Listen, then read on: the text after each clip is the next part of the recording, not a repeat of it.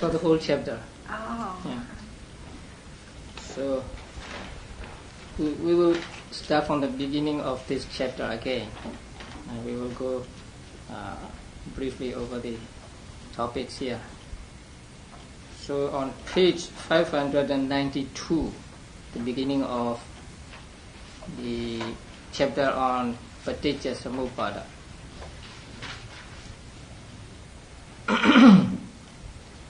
So the paragraph 2 states what is meant by the word, the Pali word Paticca Samuppada, or dependent origination. So here it is said that the word Paticca Samuppada means ignorance and so on, the causes or conditions. And then paragraph 3 states that the Pali word Paticca Samuppanna means the conditioned states or the results, beginning with aging and death. That means aging and death, and then again ignorance and so on. So both mean just ignorance and others mentioned in the formula. The word dependent origination means the causes, and the word dependently originated states means conditioned states. And then in paragraph 4 again, they are restated that dependent origination of Paticca Samuppada means the conditions, and Paticca Samuppanna means the conditioned states. And then paragraph 5 gives the proof, say scriptural proof for taking dependent origination as conditions and dependently originated states as conditioned states. And in the second quotation, about 2/3 of the page down,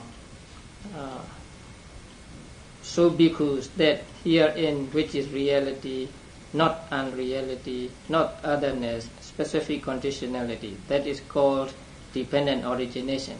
So in describing the dependent origination, Buddha used these words: reality, not unreality, not otherness, specific conditionality. And these words are explained in paragraph 6. See, because particular states are produced by particular conditions, neither less nor more, it is called reality, suchness, and then so on. Not unreality, not otherness. And the last one, specific conditionality. Now, the word total in this paragraph means a group or a multitude of conditions. And then when paragraph 7 explains the word, the Pali word idappaccayata, and it is most difficult to understand if you don't know Pali, or if you don't read the Pali original Pali passage. So in the word ida paccayata, there are two words, ida and paccaya. Ida means this, paccaya means condition. So ida paccaya means ida here means of these, and paccaya means conditions. So conditions of these, or conditions for these, and that is the literal meaning of the word ida paccaya, of condition for those. But actually ida means these, not those. If you know Pali, you understand this. Then there is a ta da at the end of the word, and that da is explained to have, first, to have no specific meaning, and second, to have the meaning of total or multitude. So ida paccaya and ida paccayata mean the same thing according to the first explanation. Then second explanation means ida paccaya means conditions for those, and ida paccayata means a total of or a multitude of conditions for those. So the suffix ta at the end of the word has two meanings. One is no specific meaning, and the other is a group or a total or multitude. And then the first sentence of the 8th paragraph should be at the end of the 7th paragraph. The characteristic must be sought from grammar. Here, characteristic means just the grammatical rule. The grammatical rule should be sought from grammar, because he was saying that the word ta has no meaning, the suffix ta has no meaning, or it has the meaning of multitude. And it is to be explained according, with reference to grammars. And so, if you want to understand it clearly according to grammar, then we go to grammar books and find that characteristic. Characteristic really means find that rule. So this sentence should be at the end of the 7th chapter. 7th paragraph, and not at the beginning of the 8th paragraph. And then some in fact say, and so on. I think instead of in fact we should say however. Some however say. Now from this paragraph, the author refutes the opinion of other teachers that the word paticca samuppada means just arising, not conditions or conditioned things, but just arising. So some teachers take this word to mean just arising, but the author takes it to mean the conditioning things. So that is a difference.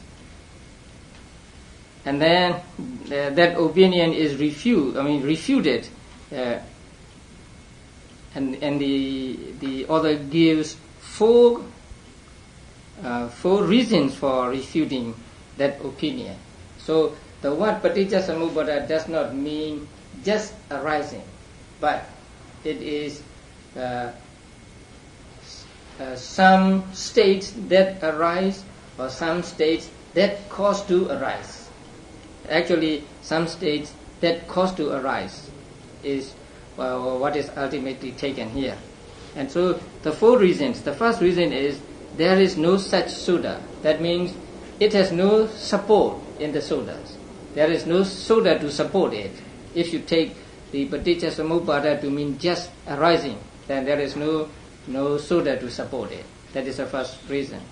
And the second reason is it contradicts Suttas, and then the details will come later. And if you take paticca samuppada to mean just arising, then there is contradiction with some Suttas. And the third reason is it admits of no profound treatment. If you take paticca samuppada to mean just arising, then it would not be profound. And the fourth is it is ungrammatical. So according to Pali grammar, you cannot take that to mean just arising.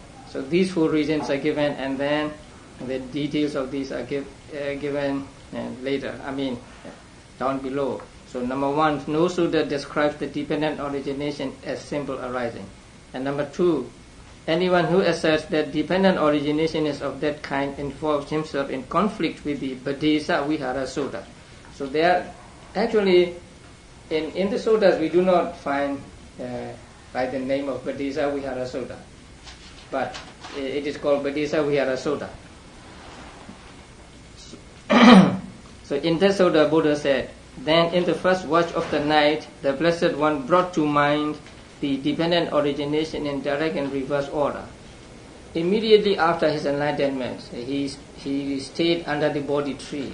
And when staying under the Bodhi tree, he reflected upon the dependent origination in direct order and in reverse order. Now, Badesa Vihara is the abiding in one part of that, according as it is said, Bhikkhus, I abode in a part of the abiding in which I abode when I was newly enlightened, and there he abode in the vision of structure of conditions. That means structure of conditions means paticca samuppada. not in the vision of simple arising, according as it is said. So I understood feeling with wrong view as its condition, and feeling with right view as its condition, and feeling with wrong thinking as its condition, all of which should be quoted in full. Now, it is called Badesa. Badesa means in part, not in full. Vihara means abiding. So abiding in part. It is called abiding in part because if you look at the quotation, so I understood feeling with wrong view as its condition and so on.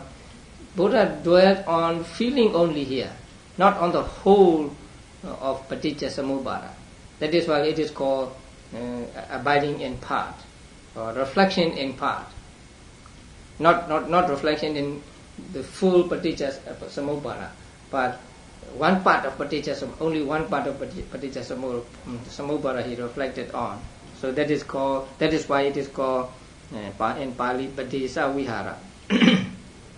So here it is said that Buddha did not reflect upon just arising, but upon the things that arise.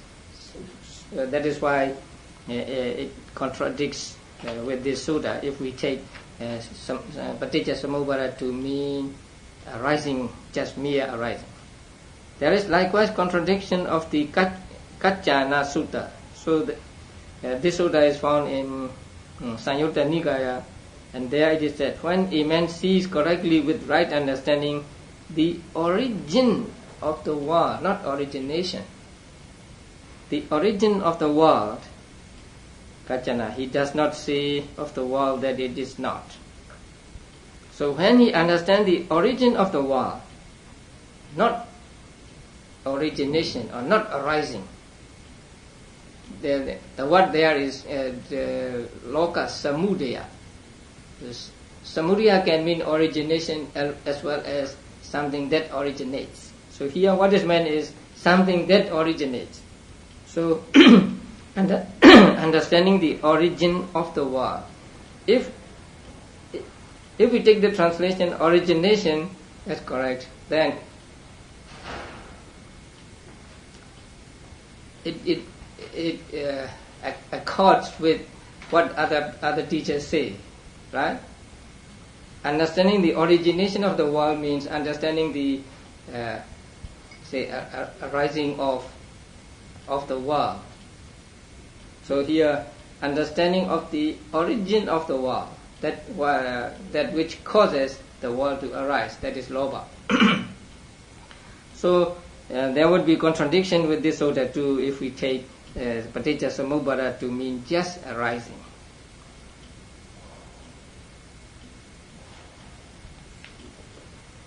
And there it is the dependent origination in forward order, not simple arising, that as the origin of the world and as the conditions of the world, not from its condition. Origin of the world and the conditions of the world is set forth in order to eliminate the annihilation view. So this sutta is set forth in order to eliminate the view that everything is annihilated at death. For the annihilation view is not eliminated by seeing simple arising. We cannot get rid of annihilationist view just by seeing simple arising. But it is eliminated by seeing the chain of conditions. That means one conditions after another arising, and then the things that are conditioned. So chain of condition really means uninterruptedness of conditions, one after the other, as a chain of fruits following on a chain of conditions. So anyone who asserts that the dependent origination is simple arising involves himself in contradiction of the Kaccana Sutta. So you will contradict Kaccana Sutta if you take Paticca Samuppada to mean just arising. Then the next one is, it admits of no profound treatment. So just to see the arising is not difficult, but to see that there are conditions, and these conditions give rise to their conditioned states, that is difficult. So just Just to see the arising is not difficult and not profound. And Buddha said to Ananda in the Mahaparinibbana Sutta that this dependent origination is profound, Ananda, and profound it appears. And the profundity is fourfold, as we shall explain below. That is towards the end of the chapter. But there is none of that in simple arising. And this dependent origination is explained by the teachers as adorned with the fourfold method. But there is no need of any such tetrad of methods in simple arising. So dependent origination is not simple arising, since that admits of no profound treatment. And then the fourth reason it is ungrammatical. So in order to understand this, you have to understand the Pali grammar. Now, the word paticca and samubhada first. Paticca is a gerund. So that is having depended upon, paticca. And then samubhada, arising, or that which arises or that which causes to arise. Now, when there is a gerund like paticca, say having done something, having gone, then the subject, let me say, there are two, can we say a verb? Can we call the gerund a verb? Gerund is a verb form. Yeah. It's a verbal form used as a noun. So there must be two verbs in such a sentence. Say, here, having depended upon is one verb. And there must be another verb, the principal verb. And so there are two verbs, the principal and the, what do you call that? The secondary verb. And these two verbs must have one and the same subject. That is what is saying, what the author is saying here. So this word paticca depended freely due to being a gerund of the verb paticca, to go back to, establishes a meaning in a formula of establishment by verb when it is construed as past with the same subject. Past means it shows the past time. Say, you say, having come here, you study. Then your coming is past before your study takes place. So the secondary verb signifies a time in the past, and the principal verb may signify any time, sometimes past, sometimes present, and so on.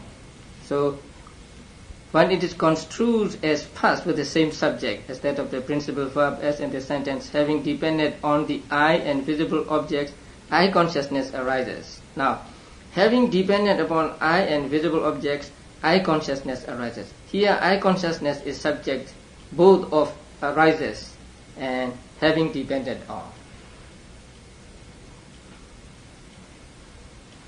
But if it is construed here with the word upada, arising, in the formula of establishment by noun, there is a breach of grammar, because there is no shared subject or one and the same subject as there is in the above quoted sentence, and so it does not establish any meaning at all. Now, if you take upada to mean just arising, then having depended upon, there is arising.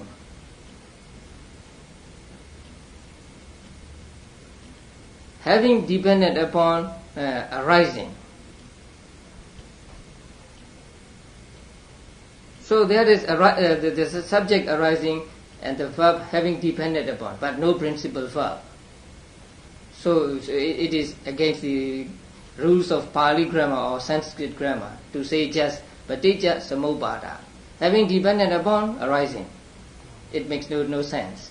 So that is why later on say, so it does not establish any meaning at all. So the dependent origination is not simple arising, because that is ungrammatical.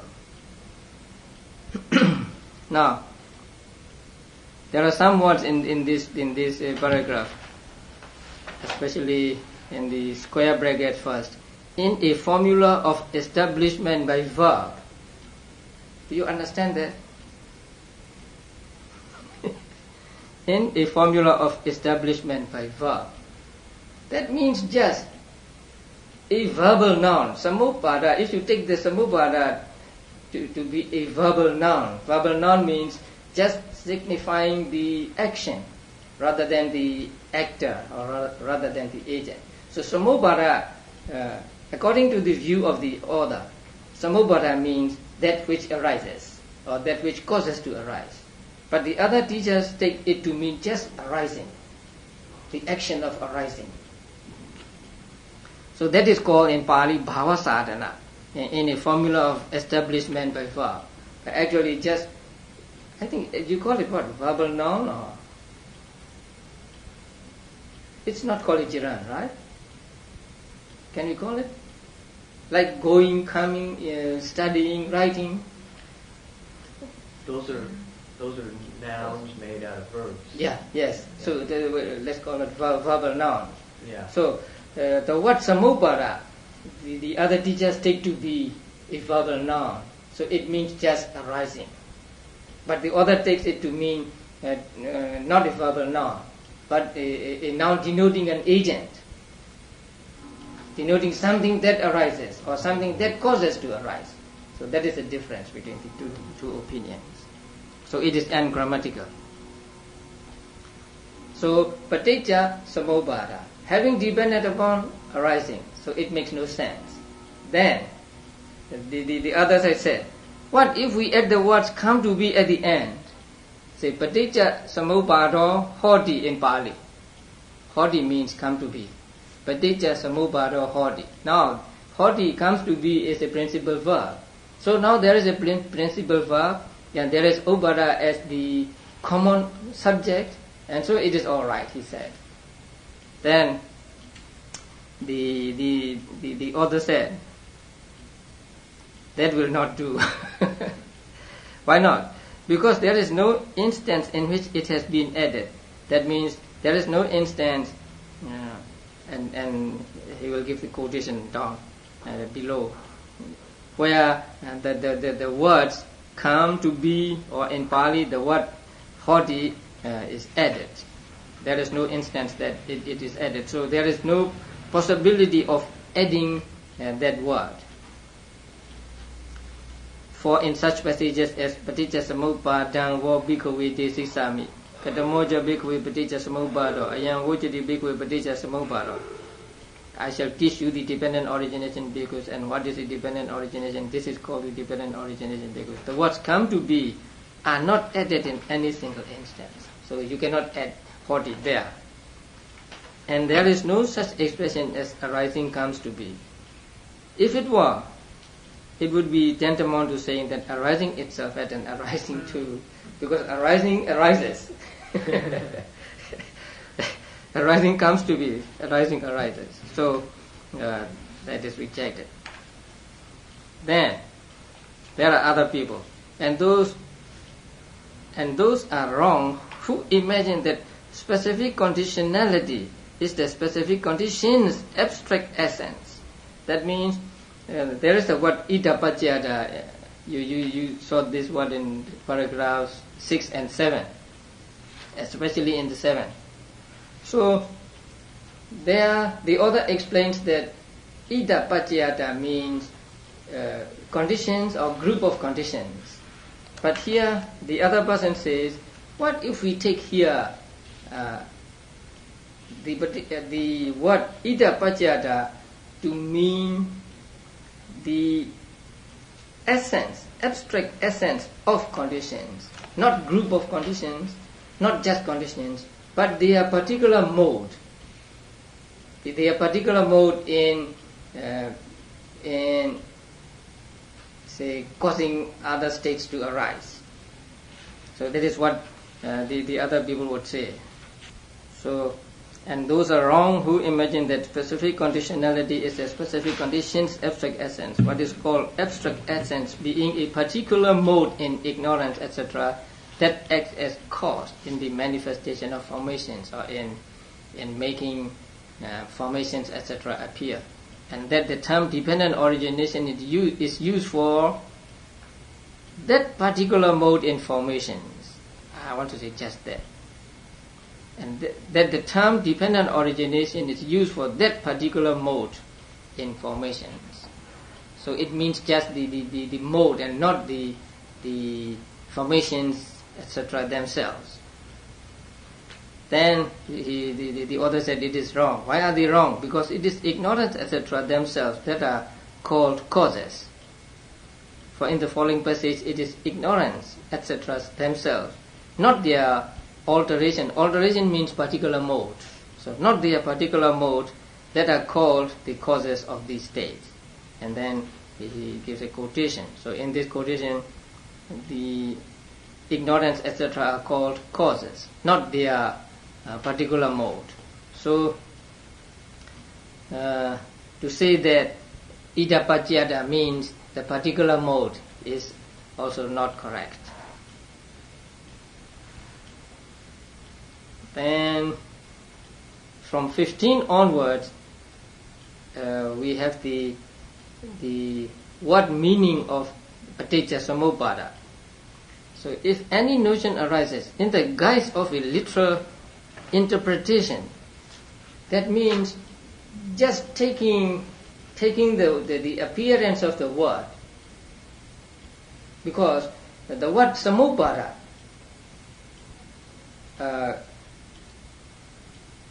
seems to mean just arising. So if you take that the appearance of that word to be your basis of interpretation, then it is wrong. The term dependent origination to the fact that it is only arising, that is stated, it should be got rid of. So if you still have the opinion that paticca samuppada means just arising, depending upon the appearance of the word samupada, because samupada mostly, such words as samupada mostly mean the actions rather than the actors or rather than the agent. So if you still cannot get rid of that opinion that paticca samuppada means arising, then read further, read on. And then four meanings of the word paticca samuppada are given in the coming paragraphs, and I think I have explained them to you following this sheet. So I will not repeat them now. So in paragraph 16 you find the first and the second meanings of the paticca samuppada, and directly according to these two meanings, the conditioned states are meant as paticca samuppada, but we have to understand that the conditioning states are meant here following according to a figurative sense, and that means something like saying, sugar is diabetes, salt is high blood pressure, and so on. So here, although the direct meaning is the conditioned states, we have to understand that they mean conditioning states. And then meaning 3, in paragraph 18 we have the third meaning. According to that, the states that are conditions are meant. And then the fourth one, paragraph 20. According to that, the conditions are meant, not the states that are conditioned. So there are four meanings of the word paticca samuppada according to Venerable Buddhaghosa. And then he explained that there are two parts, paticca and samuppada, having dependent upon, and then say that which arises. So by the word paticca, the belief in eternalism and others are destroyed. And by the word samuppada, belief in annihilation and so on is destroyed. So by the word paticca, belief in eternalism is destroyed, and by the word samuppada, belief in annihilation is destroyed. And by the whole word paticca samuppada, what is shown? The middle path is shown. You may remember that in the first sermon, Buddha said, not approaching to the either extreme, I have discovered the middle path. Something like that. So here also, the paticca samuppada is a middle path, and here the other extremes are eternalism on the one hand and annihilationism on the other.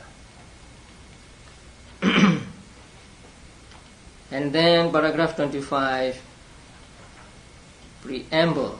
So here he states that paticca samuppada is very difficult to understand and difficult to talk about or difficult to teach and so on. And here, let's see, its meaning should be commented on by one who keeps within the circle of the Vibhajyawadins. That means Theravada Buddhists or just Buddhists, Vibhajyawadi. And then, who does not misrepresent the teachers, who does not advertise his own standpoint. I think that is not correct. Who does not overstep his own tradition or something. Not advertise his own standpoint. The Pali word here means avokkamantena. That means not going out of one's own tradition. And who does not quarrel with the standpoint of others, who does not distort sutras, who is in agreement with the Vinaya, who looks to the principal authorities, Mahabodhisas. They are very famous in the teachings of the Buddha. And you find these Mahabodhisas in two places. One place is, say, Digha Nikaya. That is in the Mahaparinibbana Sutta. So that is in the English translation, the page number is 133, Dialogues of the Buddha, volume 2. And there is another set of Mahabodhisa in Vinaya. So if you are interested, I can give you the reference. So Book of Discipline, part 4, page 347. So these two sets are different. Not the same ones. They're the different set of principal authorities. Who illustrates the law, who takes up the meaning, repeatedly reverting to that same meaning, describing it in various different ways and so on. And then he quotes the ancient saying that there are four things which are difficult to see and also difficult to teach. And they are the Four Noble Truths, about the Four Noble Truths, about the being, about rebirth, and about the paticca samuppada. Structure of conditions means paticca samuppada. And then next page, therefore, considering that to comment on the dependent origination is impossible except for those who are expert in text. But there are something missing here. Now,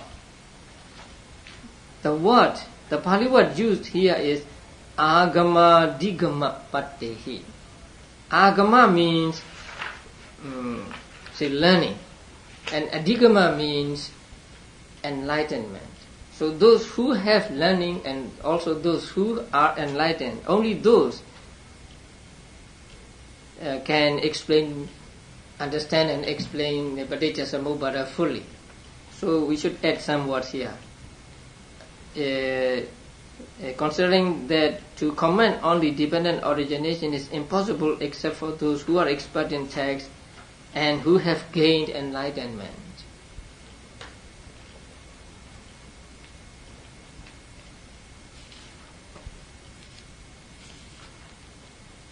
And then he said he couldn't find a footing for support in the ocean of Paticcasamuppada. So he almost gave up actually. So he almost gave up commenting on Paticcasamuppada, but he said, however, many modes of teaching graces the dispensation here, and still the former teacher's way is handed down unbrokenly. Therefore, on both of these, relying for my support, I now begin its meaning to elucidate. So I will comment upon this, relying on the former teacher's way handed down unbrokenly, and also on the teachings of the Buddha. And then we come to the brief exposition. Now, as different ways of teaching, so Buddha taught Paticcasamuppada in different ways. That is what? From the beginning. Sometimes Buddha taught from the beginning, from ignorance, and then goes on to formations, consciousness, and so on. Sometimes from the middle up to the end. He picks up in the middle and then goes to the end. Sometimes from the end back to the beginning. And sometimes from the middle down to the beginning. That means, let's say, up to the beginning. And sometimes, from the middle down to the beginning. So Buddha taught in different ways this doctrine of Paticcasamuppada. And then the quotations are given. So how Buddha taught them. Sometimes Buddha said, paragraph 29, so because with ignorance as condition there are formations and so on and so on. With birth as condition, aging and death. This is the normal sequence of teaching. And then second one, when he is delighted with welcomes, remains commitment to that feeling, that delight arises in him. Now, he picks a feeling here, right? That feeling. Then delight arises in him. Delight in feeling is clinging, which is clinging as with his clinging as condition, there is becoming and so on. So he picks up feeling and then goes to the end. And then in the third, with birth as condition, aging and death. So it was said. But is there aging and death with birth as condition or not? Or how is it there is aging and death with birth as condition? So we think Venerable Sa. With becoming as condition, birth and so on. So he picks up something in the middle and then goes back. Just as one of the fourth one is what? Middle to the beginning, right? Oh yes. The third is middle to the end. So the fourth is middle, picking up something in the middle and then goes back. So craving, what is its source? Feeling, what is its source? Contact, what is its source? The sixfold base and so on. So in different ways Buddha taught this doctrine of Paticcasamuppada.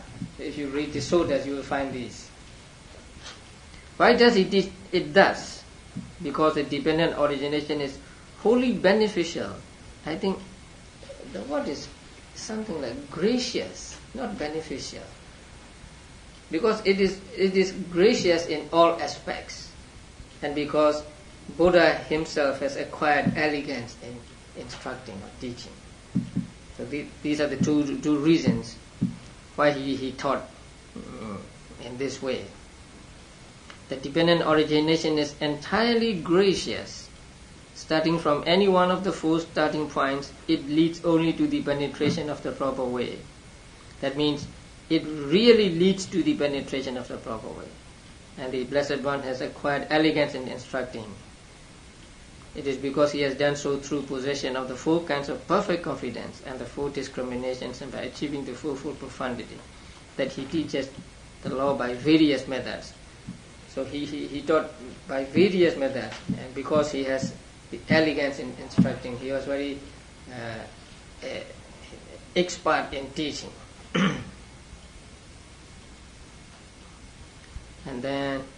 But it should be recognized in particular that when he sees that people susceptible to teaching are confused about the analysis of the causes or process of becoming, he employs his teaching of it forward, studying and so on.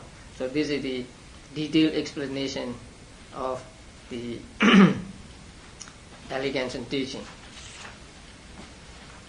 And then paragraph 36. But why is ignorance stated as the beginning here? So in the formula of the dependent origination, the ignorance is the first one, right? So why is ignorance stated as the beginning here? Is it the causeless root cause of the world, like the primordial essence of those who assert the existence of the primordial essence? I think how is not good here. The word how. I would say, is ignorance also the causeless root cause of the world, like the primordial essence of those, and so on? It is stated at the beginning of the formula. So, does that mean that ignorance is the first cause? Then the answer is, it is the primordial essence and so on refer to the Samkhya philosophy in Hinduism. It is not causeless, for a cause of ignorance is stated thus: with the arising of Kankas, there is the arising of ignorance. So ignorance has also its cause, but it is put at the beginning of the teaching of the Paticcasamuppada because it is the outstanding cause of karma. We will find that in paragraph 38. So ignorance, also put at the beginning of the formula, is not the first cause, or not causeless root cause. But why does the Blessed One give the exposition of the round with these two things at the starting point? That means when Buddha taught the Paticcasamuppada, he took two things as two dhammas as the outstanding cause of karma. The one is ignorance, and the other is craving, dana, pavadana. So why does the Blessed One give the exposition of the round with these two things as a starting point? Because they are the outstanding causes of karma that leads to happy and unhappy destinies. So because of ignorance, you do something wrong or something good, and then it leads to jadi or rebirth and so on. And also because of craving, we want to be reborn. We will reborn in a better world, thinking that the good destiny is a place to go to, although according to the Buddha it is full of suffering. So because of the craving for a better life, we do something good, and as a result of that, we will be reborn there, and after birth there comes aging, death, and so on, suffering. So these are the two main or outstanding causes of karma. So Buddha gave the exposition of the round of rebirth with these two things as starting point. Sometimes he begins with what? Ignorance, and sometimes with craving.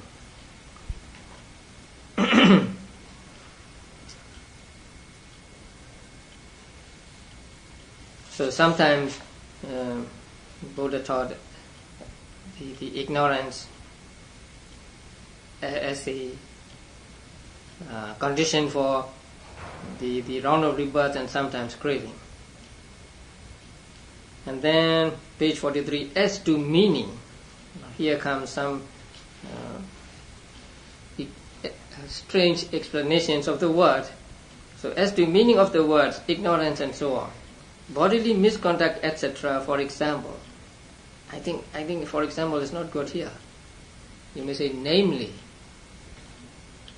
Bodily misconduct, etc., are called those that ought not to be found. Bodily misconduct, etc., are called those that ought not to be found. or that ought not to be acquired, in the sense of being unfit to be carried out, unfit to practice. The meaning is that it should not be permitted, or it should not be acquired, it should not be got. Here you will see the Pali word avindya. Now, vinda means to obtain, to acquire, to get. So, avindya, not fit to acquire, not fit to get. Now he is explaining the word avidya in Pali. It finds vindati, what ought not to be found, thus it is ignorance. Conversely, good bodily conduct, etc., here also, are called those that ought to be found, or that ought to be acquired. It does not find what ought to be found, thus it is ignorance. I think this is just a play on words. Avidya. Avidya is here derived from the root vida,